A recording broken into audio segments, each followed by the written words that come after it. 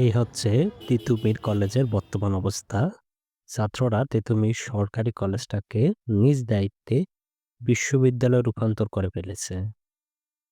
যদি আপনারা একটু ভিতরে গিয়ে দেখা যায় যে এখানে অ্যাকচুয়ালি বিশ্ববিদ্যালয়ের যে ধরনের অবকাঠামো দরকার হয় তার কোনো রকমের অবস্থা অ্যাকচুয়ালি নেই। কারণ এটা একটা সাধারণ সরকারি কলেজ। এটা বিভিন্ন কারণে বিখ্যাত।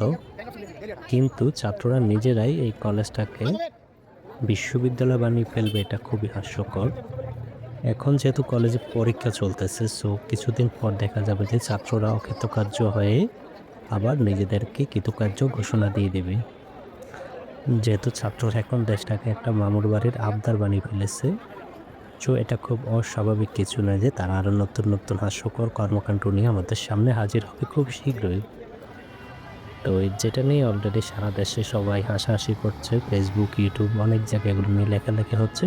আর সেটার বাস্তব চিত্র আমি চোখে দেখে গেলাম।